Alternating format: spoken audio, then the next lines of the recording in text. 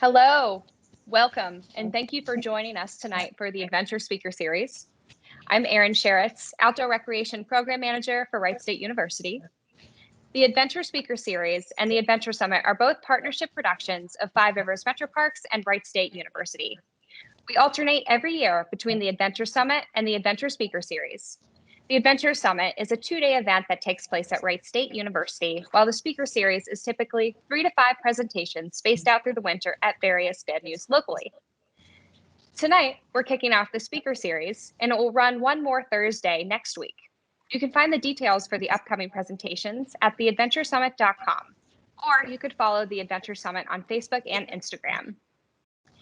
So we are able to see and hear our panel clearly. We ask that you keep your camera off for the duration of the panel. Please feel free to use the chat box to ask questions to our panel. Now, please join me in welcoming today's panelists in the Adventure Color Gap, Diversity in the Great Outdoors. I will hand it off to our moderator, Quatez Scott, Intercultural Specialist for Bolinga Black Cultural Resources Center at Wright State University. Thanks, Quatez. No problem. Thank you very much. All right. So before we get started, we would like to start off with two statements, actually. One is going to be a land acknowledgement, and then we're going to have a follow-up statement as it relates to people of the African diaspora. Wright State University formally acknowledges that we are located on the homelands of the Session, Hopewell, Adena, Miami, and Shawnee peoples. We acknowledge that these lands will forever hold the heartbeat of our First Nation. We will strive to honor, respect, and pay homage to the hopes, dreams, and struggles these lands represent. Through this land acknowledgement, we as members of the Wright State University community commit to educating ourselves and our greater community about the continued relationships between these lands and its indigenous peoples. We also further commit ourselves to be better stewards of the land and the people that have existed here since time immemorial. Let us also formally acknowledge those people of the African diaspora who were unwillingly and forcibly displaced from their homeland. These are the people who have built the foundation of this country and fight each day for the respect of their humanity. Thank you. So I would like to introduce our panel before we go ahead and jump into questions. So the first person I have here on my screen is going to be I just lost how to pronounce it. Nailah. Nailah. There we go. And I just practiced it. So can you introduce yourself to us? Sure. My name is Nailah Wylie, and I am a life and leadership coach. And I also run an organization called Color Outside, which focuses on helping women of color create joy-filled lives through outdoor adventure. And I am based out here in Salt Lake City, Utah. Thank you very much. I apologize. We literally just ran through that. All right. So the next person on my screen is going to be Justin. Please go ahead and introduce yourselves to us. Yeah, I'm Justin Yoder, and I'm the founder of LGBT Outdoors. We are based in North Texas, in the Dallas area, and our purpose is to connect the LGBTQ community to the outdoors and to each other. All right, and then last but certainly not least, and I'm actually going to start off with a question for you, Juan, but could you introduce yourself to us? And then we'll start off with the question that you posed for us, which is, how do we address racism in the outdoor industry? Sure. So I'm Juan Muñoz. I'm here in Albuquerque, New Mexico, and I represent the Albuquerque chapter of Latino Outdoors, which is an equity-focused and access-focused outdoor organization out here. And I put like a tidbit of a joke right at the end of that question of how do we diversify the outdoors, because it's like we got a room full of brown people. And we'd like to ask them to solve racism in a 2-hour period. Yeah, it's not that easy, right? There's obviously a lot of folks in this panel who are doing, it's already become a trope, the work of going out there and engaging in our respective communities and trying to get them to engage in outdoor spaces. I mean, we can talk about what it looks like to engage communities versus, what it looks like to engage professionals, to diversify the professional outdoor class in these spaces, and what are the barriers to make that happen. So yeah, I'll leave it to the rest of the panel here to kind of kick it off here. No, I mean, addressing barriers is certainly important. And Nailah, can you speak a little bit more to that as well? Yeah, absolutely. So, I mean, I think there are so many barriers to the outdoors. And I think that that's one of the first things that a lot of folks have to understand, is that for a lot of marginalized communities, it's not as simple as, you might think, to just get outside. So a lot of times you might see that as a rebuttal to some of these initiatives that are trying to increase inclusivity in the outdoors, where it's like, well, the outdoors are for everyone. The outdoors doesn't see race, or the outdoors doesn't see gender expression or sexuality. And yeah, while that might be true, there's still a lot of gatekeeping that's done to the outdoors. And also there's just lots of historic and systematic and structural reasons why certain groups might not feel as comfortable in the outdoors as others. So I think that just being able to, at the bare minimum, have that understanding of the history and have an understanding of some of those structures, and just have an understanding of where other people might be coming from, is one of those first steps in starting to really address those barriers that we're talking about. Yeah, and that's great. And then same question to you, Justin, with the added layer of, when we're talking about addressing racism as a non-person of color, how do you see the importance of doing that work? Yeah, I mean, it's a big task that we have ahead of us. The outdoors is a very white male, testosterone-driven world. But I have been excited to see the change that's been coming, and things like this that are taking place to be able to create change. But the challenges are there, whether it is being able to fit in as a person of color, or being able to fit in as a person that's a part of the LGBTQ community. Because, yes, I am white male, but, as a gay person, we don't always feel like we are welcome in the outdoors as well, that there's not a place for us. So we've got definitely a big job ahead of us, and I'm excited that the community that we have here is working to make a difference. So in terms of, so I know myself, everyone can see the picture, I guess, or the I don't know, I guess the informational, the whatever. So I've done a couple of like outdoor things. I typically do like Spartan races and different things like that. And honestly, it was like one of the most beneficial experiences that I've had, because typically the only outdoor activity I had, honestly, growing up in high school and everything, was just playing football. So like not necessarily getting outdoors and doing different things like that. So from a student perspective, or in terms of like a beneficial standpoint, why do you all think these experiences are so important for students of color in particular to begin engaging in, especially now that they're in this kind of transitional standpoint in their academic journey? Go ahead, Juan. Yeah. Thanks, man. Yeah, like I answered this question recently, right? Like, why does it matter to people of color to engage in these spaces? It's because engaging in outdoor spaces, and really, you can go into a conversation about in environmental justice, right? What communities pay the highest price across the United States for pollution, right? It's always a community of color. There's like obviously some exceptions. Appalachia, it's poor white communities who are paying the price there. But we're talking about a really crappy trend, right? Here in the South Valley of Albuquerque, we have 2 Superfund sites in the middle of a traditional Hispanic neighborhood of the South Valley. And for the folks who aren't familiar with the Superfund sites, it's like the highest level of categorization of environmental disaster that can happen, and it's like managed by the feds, right, to try and clean it up.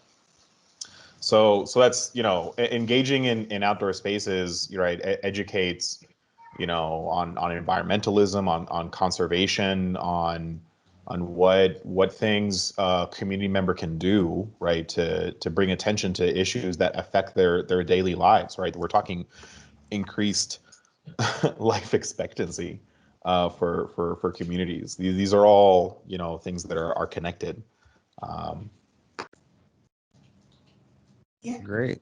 Yeah, and I think just to also add to that, I think also from like from the personal and individual level, there is something. I mean, we are all outdoors people, and everyone in the audience are, you know, outdoorsy people. And we know the feeling that we get from being able to be outdoors and being able to be out in nature, and how that helps us. And, you know, they've done all those different studies of how it's good for us to connect with nature and the outdoors in whatever way that we can. So I think it's really important that everyone's able to reap those benefits, you know, no matter what your background is. And I think that there's just, you know, I'm a mom, so I look at my little kids, and the more they're able to get outside, you know, the more they're able to approach the world with curiosity, and to explore, and to have empathy, and to care about just the environment, and to care about our communities. And I think it really comes back to being able to take up space. And I think that there's something very important and very powerful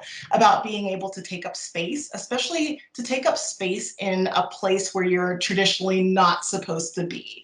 And I think that that is one of those benefits. So whether you're coming to the outdoors as like a little kid, or if you get into it like, you know, in college, or even later, you know, beyond that, I think that it's just kind of that mind, body, spirit connection of when you're able to really get outside and embrace the outdoors.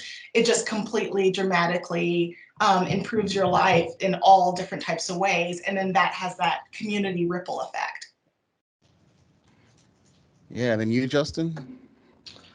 Yeah, I mean, I agree so much with what you just said. Like the health benefits alone to just getting outside and getting active, for all age groups, whether it's kids or adults. We have a lot of same-sex couples that are part of our community that love getting their kids active outdoors, and I always love seeing that, because not only is that instilling in them at a young age that getting outdoors and active is a good thing and introducing them to nature, but the health benefits that come along with that, especially during the time we're in now with so many lockdowns and COVID and everything, where we can't be in community like we normally are, just to be able to get out and hike with just another person or two can be so refreshing, take off so much stress, and it's a beautiful thing to be able to do that. And there's a lot of benefits to everybody being active in the outdoors. And like you were saying, it is kind of a ripple effect.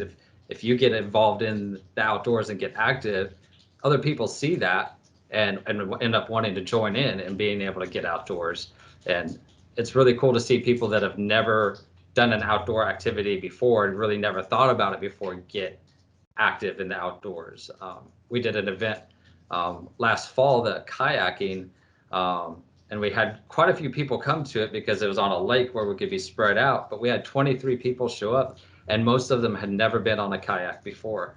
And just to see kind of their worry from before to their excitement and relief and excitement about wanting to do it again in the future afterwards was really cool.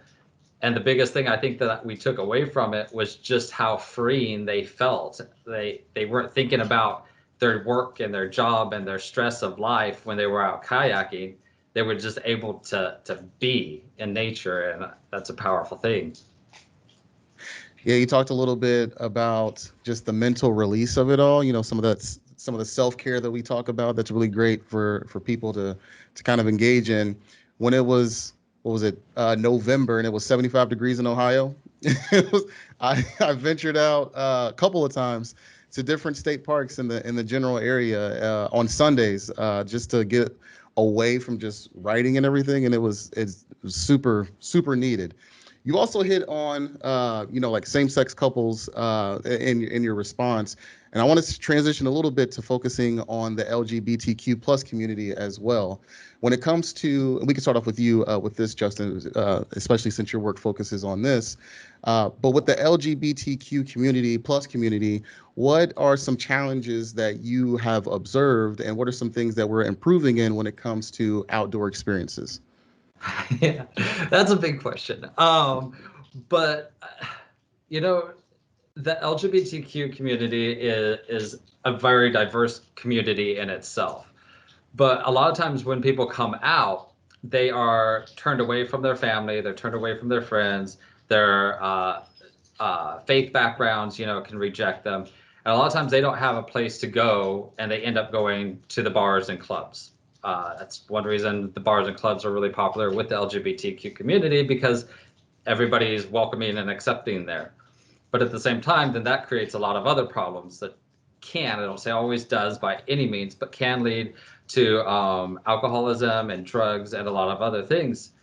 Where on the flip side of it, we have the great outdoors at our hand that we could get people active in the outdoors and not always having to be in clubs and bars on the weekends. So there's the challenge of trying to help people get connected to the outdoors and let them know, hey, there is a place for you here. But then on the other side, there's the challenge of where is our representation in the outdoors that makes it okay for us to be there. There's a lot of great organizations that are and companies that are doing a lot of good for us, such as just REI as one in Patagonia, that are very inclusive in the LGBTQ community.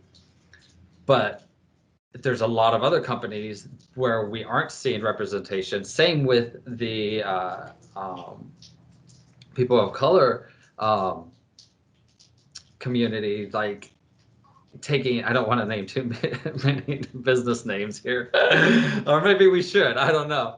But you take I think it's hard to call them out, Justin. There's a lot of big companies, you got like Bass Pro Shop and Cabela's and all these others that you open up their ads, and until recently we're starting to see a little bit of change, but until recently it was just all white people. And it's like, why are we going to feel like we're welcoming a diverse community to the outdoors when we're not seeing it represented by the companies that are selling us the products to get there? So we've got for the LGBTQ community, it's those two challenges. One, letting people know, hey, get outdoors. It's a great place. It's not as dangerous and as scary as you think it is. And then two, getting companies on board with making it a welcoming place for us to be. Yeah, I think Justin touches on some things that's so important. And the first thing is just that belonging, that sense of belonging. And that's all we want as humans, is just to feel like we belong and we're okay to be in spaces, and we all deserve to have that. But I think the other thing that you touched on, Justin, was at that like the company level and the product level. So not only is it the advertising, where it's like, yeah, if I'm not seeing myself represented in this advertisement for this entire industry, I'm not going to feel like they're calling me into it. But also it's the products that are being created, the gear, and I think that there are a lot of companies that are doing a good job about thinking about that. So whether it's making sure that they have gear that's in extended sizes, so for tall people, larger people, men who are shorter, whatever that is, and also looking at things. I've been seeing a lot of companies now that are making more unisex items, and just kind of thinking about like these things in a different way that also helps to call everybody in and make sure that they feel like they belong, and like they could find a place and they could find gear and product that fits them and feels good and makes them feel safe and comfortable. So I think that is really important on just so many different levels. Like when we're talking about diversity and inclusion, it goes beyond just, it's great to get it into the marketing and like to see like diverse faces and bodies on like social media, on Instagram. But we really do have to start thinking about, okay, what does everybody need in order to feel safe and comfortable in the outdoors? So from like that marketing standpoint all the way into the actual gear and product and all of that great stuff. Yeah, I agree with you. And to your point about, short men being 5'7", short people, we matter too. We need more representation. And then for you, Juan, you want to add on to that? I was literally shopping last week for a rain jacket and I couldn't find one because my chest is clearly too big. And I was looking at like high end. I'm tired of like buying frog togs and just, having them like deteriorate on me, right? It's like, oh, I'm gonna invest in a quality one, black diamond. I'll go look. And I'm like, what?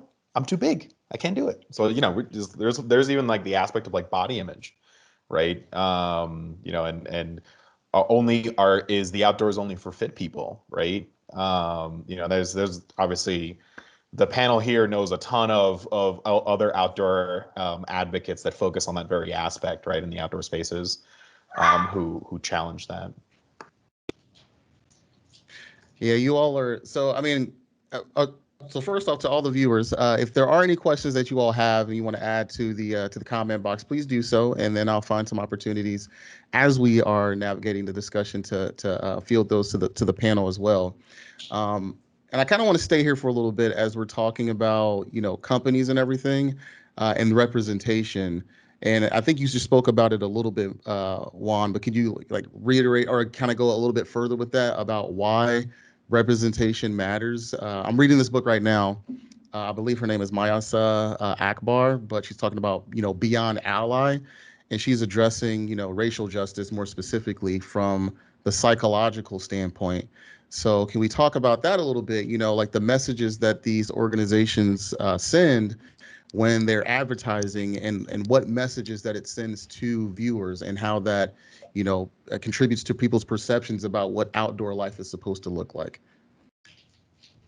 Yeah, man, there's so many angles to this. I'll just stick to one like specific example that mattered to my community here, right? So I got two teens from a neighborhood here that's known as like the International District, but locally people dub it like the war zone, to give you an idea of like the kind of reputation that it has. I've done a lot of community work there, a lot of nonprofit work, whatever. I get these kids inside the city of Albuquerque. There's like so many outdoor opportunities. It's like mind-boggling that it's still called like a city. On the west side of the city, we organized our first Latino Outdoors hike, and we had these three gorgeous volcanoes called the Three Sisters, and we literally hiked on top of three volcanoes inside city limits of the city. And to watch these two kids like little head explode, right? Like, I can do this for fun.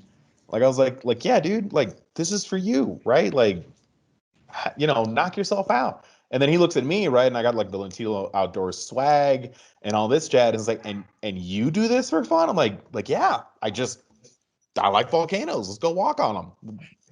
Let's go read some signs. Right. And so like, just became like an engaging opportunity, like to educate youth on how they can experience the spaces around them, and expand their minds on possibilities. Here in the city to the east, you can see 5,000 feet looming over the city is a mountain range, the Sandia Mountains. And these kids have had this all their life right there, right? But they don't really realize that they have access to this space, that they can engage in it, that they can recreate, and just be. Because, no one ever like tapped them on the shoulder and said, hey, let's go try it out.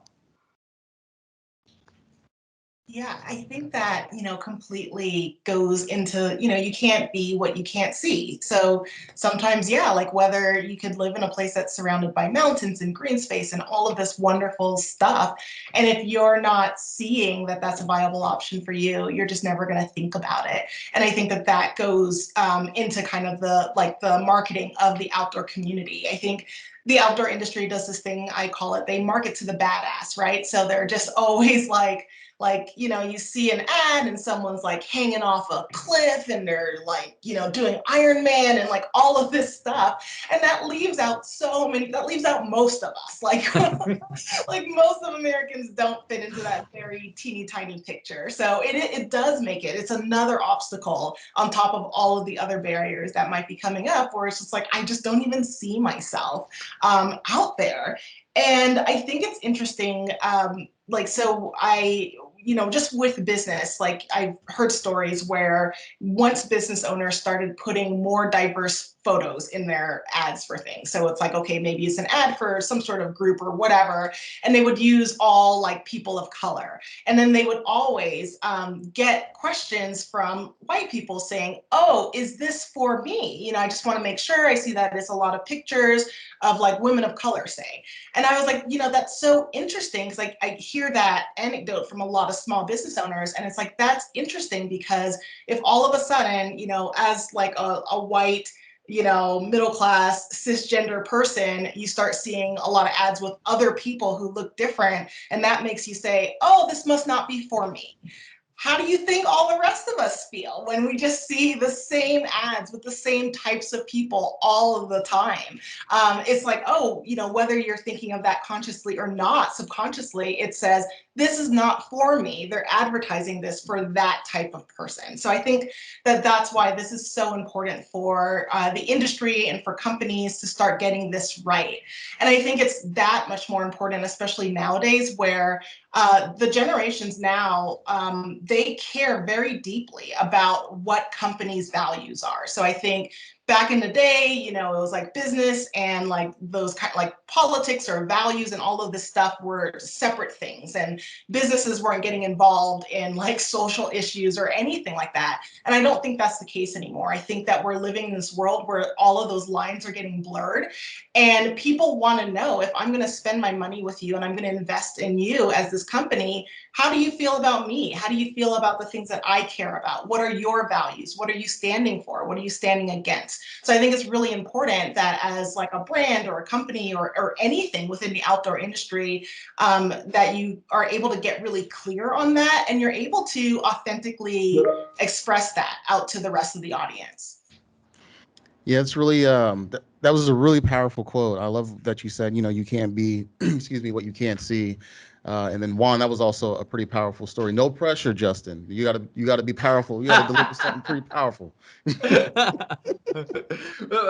Well, now I gotta ask, what was there a question there, or were we just on a Yeah. chat? No, so the question that I essentially asked was, you know, when we're talking about these companies and marketing and what we see physically and a lot of these marketing materials from a psychological standpoint, you know, like, why does representation matter, especially when we're talking about the audience and what they're receiving from those messages? Yeah, gotcha. Okay, and you want me to follow up with a really powerful message after those two? They both nailed it. Like, from my point of view, like, again, like, so before doing this, I still do it some, is wedding photography. And in my portfolio, we always say in the wedding photography, you can't sell what you don't see, right? So like, if you're wanting to be able to market to same-sex couples in the wedding industry, you've got to be able to show them in your portfolio. And that goes with any company, whatever you're selling. Not only do you have to be able to market your product well, but you have to be able to market to everyone, if that's who you're going to sell it to. Because if you're not, well, then people aren't going to buy it, you know? And not only are they not going to buy it, they're not going to feel like they're wanted there. I love what Juan was saying with the youth aspect of it, and taking a couple kids hiking.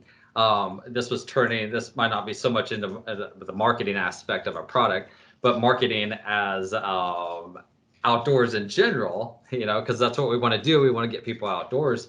I just want to encourage everybody that's watching, you don't have to be an organization or a company to do what Juan did. You know, grab a couple teenagers and go hiking, or take them fishing, or get them outdoors, because a lot of the kids, especially in the city, might not have ever done anything like that, or like Juan was saying, there's a mountain range right there, but never realized that they could go there because maybe their family members aren't interested in it, or they don't have any friends that have done anything like that, so they never think about it. But if you just grab some kids that maybe you have kids that have friends, get them to get some friends together and go on a camping trip or something, and market them to the outdoors by the experience. I think that that's a powerful thing that can make a big difference in kids' lives. For sure, and it was powerful. You delivered. So you don't forget the question. I'll start off with you with this next question. All right? And it actually kind of feeds off of a question that you submitted, but I want to apply this to the work that you all do actually individually. So of course, either the folks that are on this panel either have a marginalized identity or work largely with people who have marginalized identities, and of course, safety is a very big part of that experience of being marginalized in our society. So, what concerns do you have for the people in that respective community that you're working with, or that you're specifically targeting to get outdoors? What are some safety concerns that you've come across working with those communities of people? Does that make any sense? Yeah, absolutely. And so, like, this could be kind of a mind-blowing thing to a lot of people, and I'm sure this transfers over to people of color as well.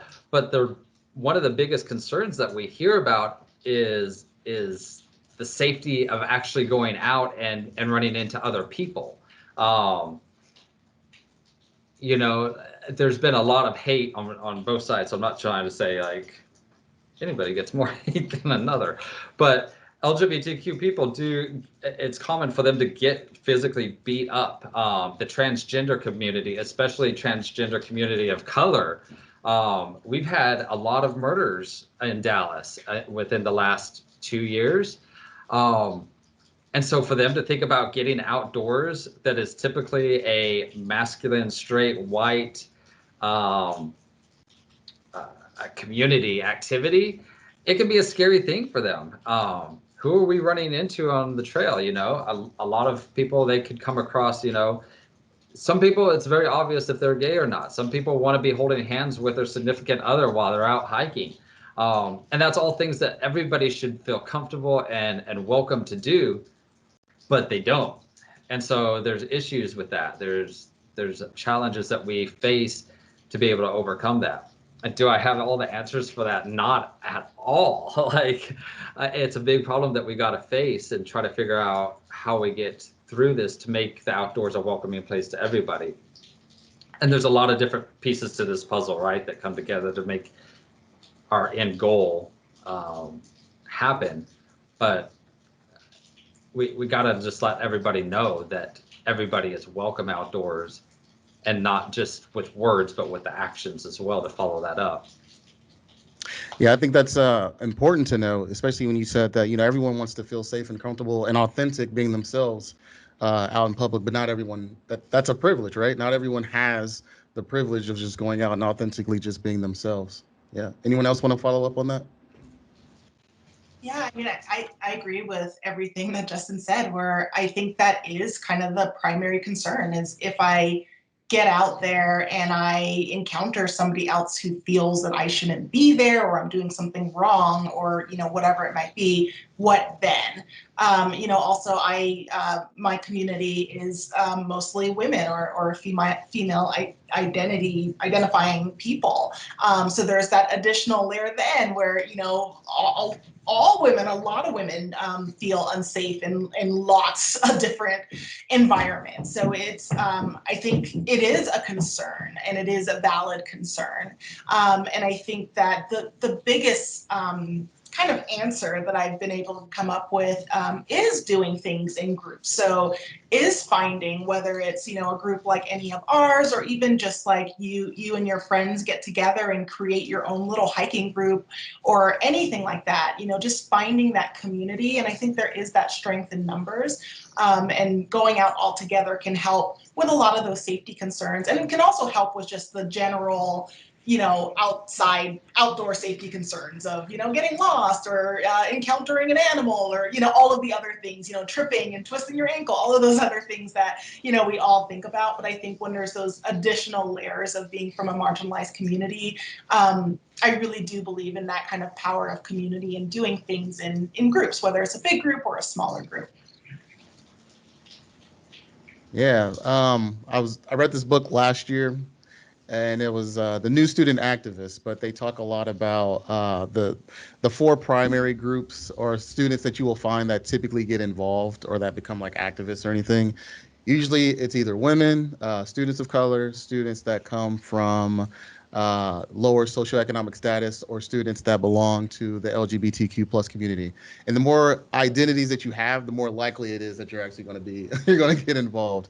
And they talk a lot about group care being a really important concept, and how a lot of those groups, work alongside and work with each other to ultimately try to take care of each other as well, and why those things are so important. So I think that was really important that you brought that up.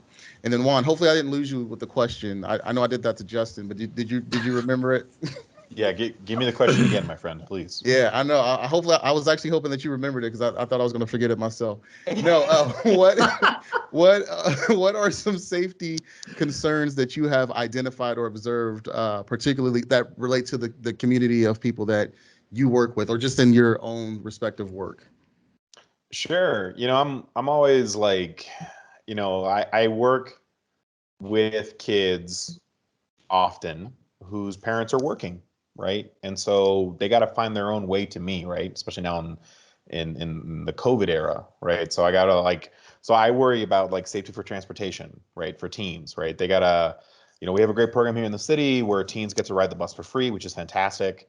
But then also that limits my planning to making sure that everything I do is within a bus route, right? So like there's like a whole logistics map to this. Yeah, it's any general safety. I mean, nothing. I can't add anything else that our fellow panelists here haven't already touched on. Unless we can get into just the nitty gritties of wilderness risk management and start breaking it down and parsing it. But I think folks get it. Well, I'm going to thank Lauren Lemons for the question in the sidebar. So none of us can forget it because it's over there in the chat box. But the question is, one, hi speakers, thank you so much for being here. They work in marketing, and wondering what your thoughts are on Backcountry's new trailbreakers. These are a bunch of awesome BIPOC folks from all walks of outdoor life working with Backcountry to ensure a full spectrum of people are welcome, safe, and represented in the outdoors. Do you feel like working with local ambassadors and influencers, perhaps from local organizations, is a good idea, especially when reaching younger folks? Go ahead, Juan. Oh, I was just gonna hop on this one because the founder of Latino Outdoors is part of that. So that's really cool. But then some other BIPOC people I follow who represent like the Asian community were like, "Where's the Asian rep on that whole group?" And they actually missed it. You know, it's good. I know that the founder Jose Gonzalez is obviously like trying to do good and get the word out there on outdoor equity.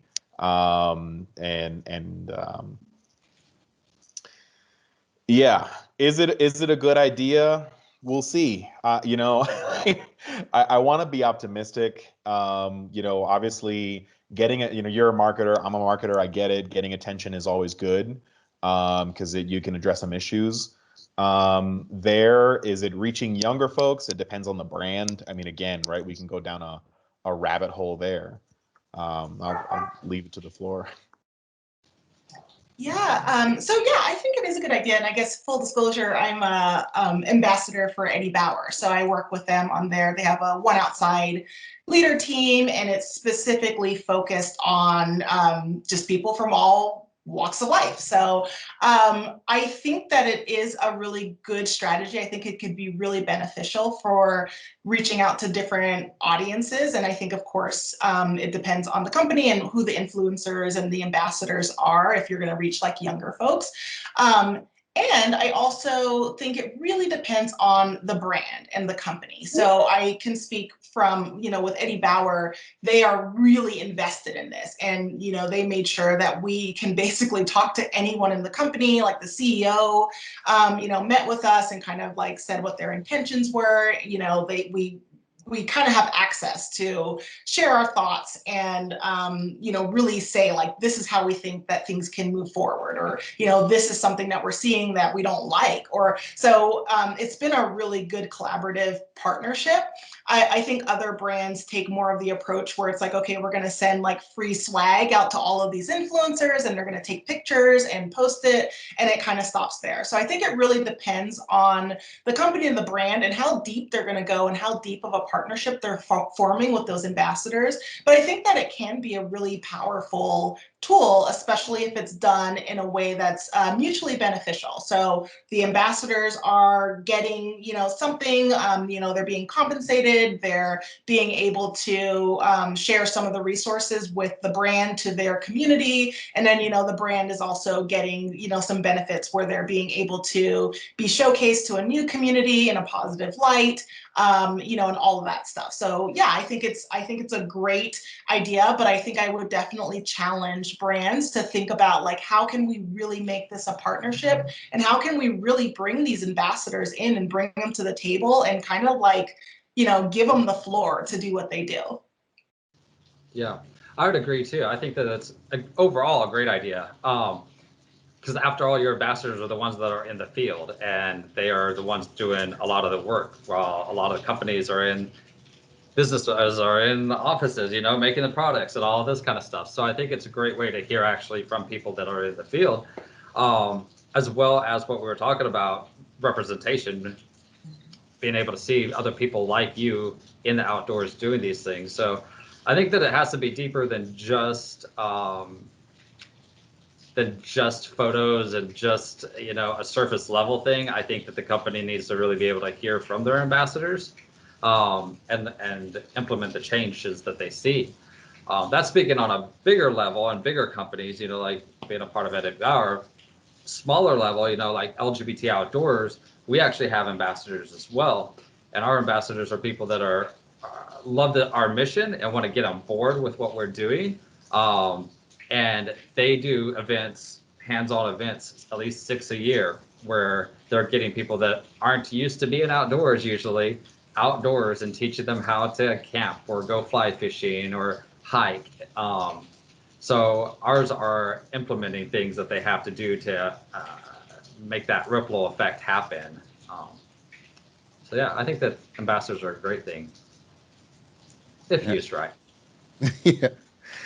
Well, hopefully that answered your question, Lauren. And I'm going to go off of this question that you posed, Juan, which I like that you love that JEDI concept, or the acronym JEDI. So justice, equity, diversity, and inclusion.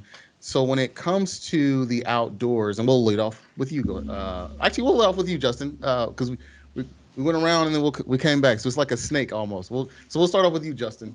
So what does justice, equity, diversity, and inclusion look like? And not, you don't have to answer all of those things individually, but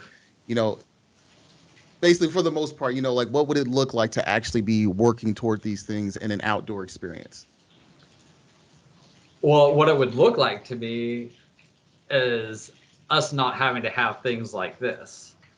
When we get to a point where everybody feels they're welcome in the outdoors and are represented in the outdoors, and it's a common thing to see people of color and the gay community and everybody that you can imagine, that diversity representative and active outdoors, then I think that is the big goal. Obviously, when are we going to get there? Is the big question. And what does it look like getting there? I keep coming back to representation as I think one of the biggest things. If you aren't seeing the representation there, nobody is going to get active. If you don't see representation there, then people that think that you don't belong there, you're kind of confirming that you don't belong there. Does that make sense? Like, If racists are seeing that it's only white people in ads, then you're confirming that to them that people of color don't believe it belong there, So it's got to start at the top and come down, but it's also got to start with representation and making sure that we're being seen. Awesome. And then Nailah? Yeah, I think I would agree with that, where it's kind of like, hopefully we're all kind of working ourselves out of our jobs at a point where, it's just not necessary because everybody gets outside and everyone feels comfortable in the outdoors. So I think that is totally that like pinnacle of what this experience is. I think I think particularly in the outdoor industry, I think we're seeing a lot of good change. And I think we're seeing a lot of change particularly around the diversity and the inclusion part of the Jedi part. So I think we all get diversity to a certain extent where it's like, like we're just kind of, like we're seeing more things. We're seeing more people of color. We're seeing more people from the LGBTQ community. We're seeing more people of size, so I think we get diversity. And then inclusion is like, okay, we're actually like inviting these people to the party to dance and like they feel included and excited. So I think the equity and the justice part are, I think, just the more difficult pieces of that, whether in any industry and in any kind of like facet of life. And I think that's the part that is something that I'm hoping that we're able to work a little bit more towards is like, how do we talk about, environmental, like racism? Like, how do we talk about, like justice in a real way when it comes to the outdoors industry and the environment and what's been going on? So I think that's the thing that is probably going to take some more, working from the top down, but also working from like the bottom up. Yeah, I think that's the tough part in all of this. And then Juan, I realized I said, like snake format. I was like, I don't think a lot of people know what I meant by that. I'm just used to fantasy football drafts. When you're the last pick, you get the first pick in the next round. So, so the last person to answer the question is the first one to answer the next question. So we'll finish it off with you, Juan. Okay, so I got lost in the conversation. The question again is how I see like Jedi getting implemented. Yes. So how do you see that? How do you see Jedi in the outdoor experience? Yeah. Well, I already went on my environmental justice rant, so I'll spare you guys that one. For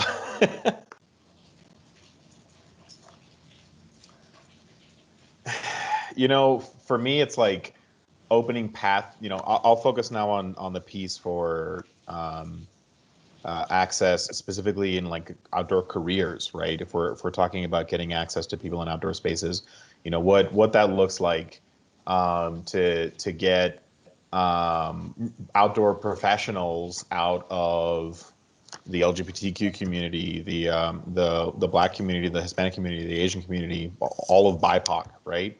How do we create trains of professionalism to actually diversify those spaces in a way that isn't just okay, so here we have our cis gendered white male guy, and the entire C-suite of the company is occupied by that one type of person, and then they've hired like a diverse associate level class, and then they do their little check mark, and then we're done.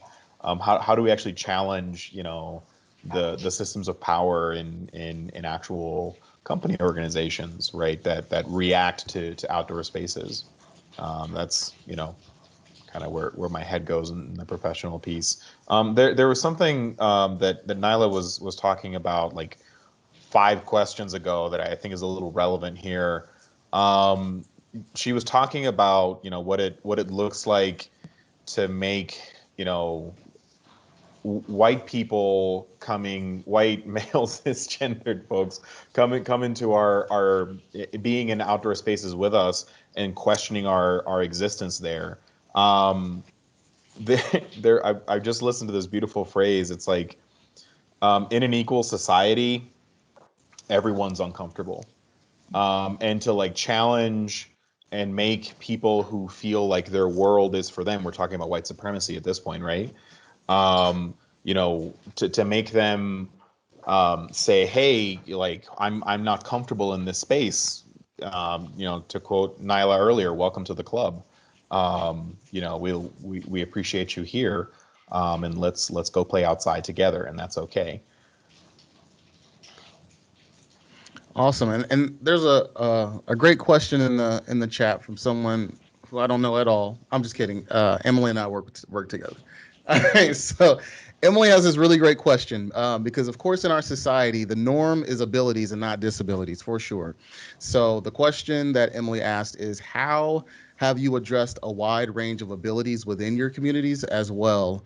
We have a large disability community on campus at Wright State, and want to be mindful of that intersection as well, and access and equity in the outdoors. So the question being, you know, how have you all addressed a wide range of abilities when it comes to those outdoor experiences? Juan, snake method. There you go. Snake. I'm all ready, man. I'm all ready. With my particular programming with Latino Outdoors in Albuquerque, everything in our mission statement is focused on introductory pieces. You know, so most of our hikes are fairly accessible. I haven't had members of my particular community, you know, like say, you know, wheelchair access or anything like that. But like, for example, this weekend's event, we're doing a birding walk across an entire paved path next to the Rio Grande River.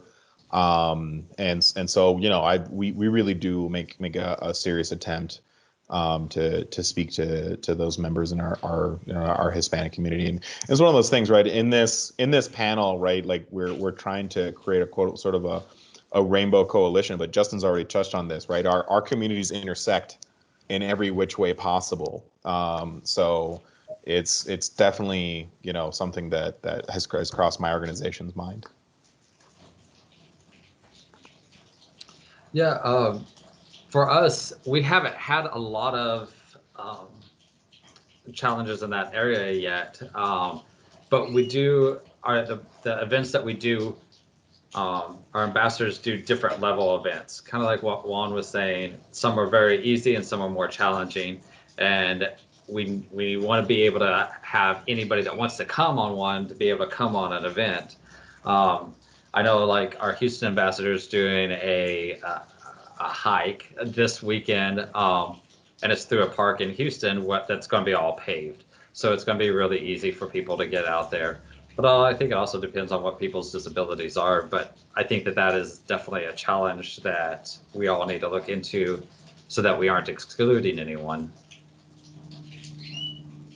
Yeah, I would agree. You know, we also try and like whenever there's a hike, just try and like publicize like all of the information. So, you know, how hard is this? Is this a paved trail? Is it, you know, wheelchair accessible? Is it stroller accessible? Sometimes I get moms that come along. So just making sure that, you know, we are trying to stay as mindful of everybody's, you know, abilities is really important, I think. And I think one organization that I've learned a lot from, because you know, I would admit that this is someplace that I think sometimes I had some blinders on, like where I wasn't thinking about accessibility in the way I should have been. But an organization that I've learned a lot from is Disabled Hikers. So they're on Instagram at Disabled Hikers. And just from following along and interacting with their content, I've learned a lot about just even things to be a little bit more mindful of, and, you know, maybe like things to include as I'm writing kind of the blurb of what the hike includes or the adventure includes. So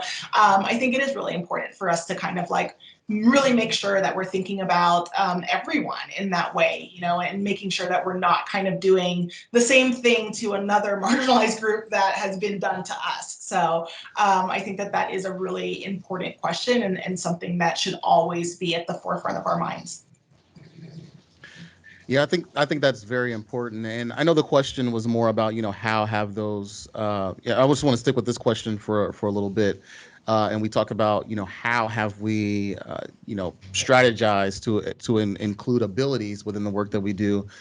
I think the added question onto that is why that is so important. And I think you just spoke about it a little bit, Nailah, in terms of, like why it's so important to a one, not, reproducing the cycle of oppression, but just from that psychological standpoint, why is it so important for us to also create these strategies that tend to the abilities of people who do have some disadvantages?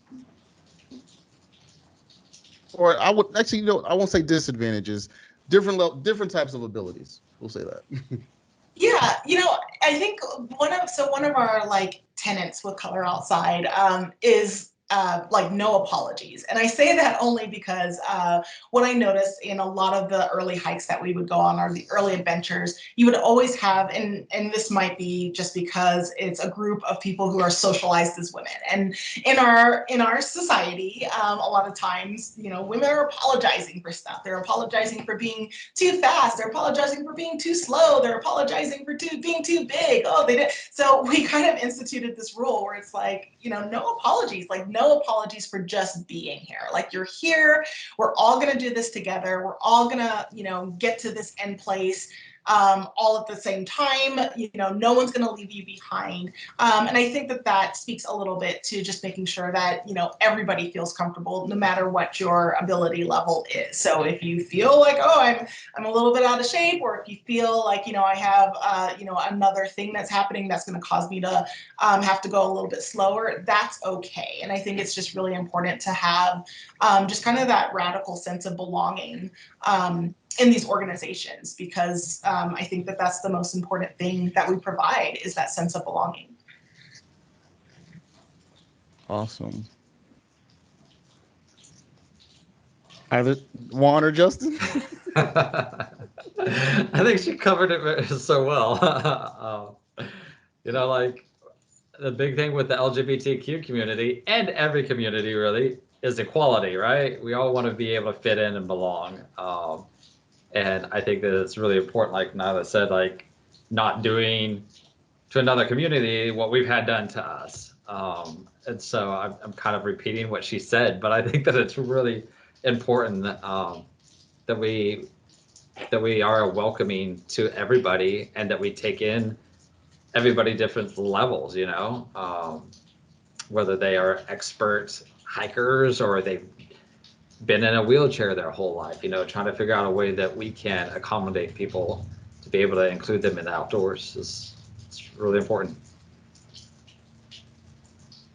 And then lastly, Juan. I thought I snuck in at the beginning of this question. Did you? I thought Nailah started it off. Oh yeah, no, it was a trickery. No, there's nothing I can add. Everyone said it here perfectly, and Justin repeated it, and it's worth repeating. We shan't do unto others what has been done unto us. Well, we have about 2 minutes that are left, so I'll go ahead, and I wish we had more time, but I'll give each of you kind of like a 30 seconds for why your last minute pitch, but in 30 seconds, why it's so important to get outside and get invested in the outdoors. And we'll start off with you, Juan. Yeah, these spaces are for you. You get to dictate how you use them. You don't necessarily have to be a wild adrenaline junkie. If you want to do a barbecue in the park with your family, go for it. That's a great way to spend it too. Nailah? Yeah, completely agree. We deserve to be in these spaces. These spaces are, for everyone. You get to choose how you take up space in these spaces. And I think the last thing that I would say is that it is important to take up space in these spaces. And, when you're able to do that, especially in these spaces where you might not feel like you belong, that kind of trickles into the rest of your life. So you're able to kind of take up that space in all parts of your life. Awesome. And Justin, last but not least. Yeah, so in our organization, we kind of have this thing where, thinking along the lines of the LGBTQ community, your mother may not accept you, but Mother Nature always will.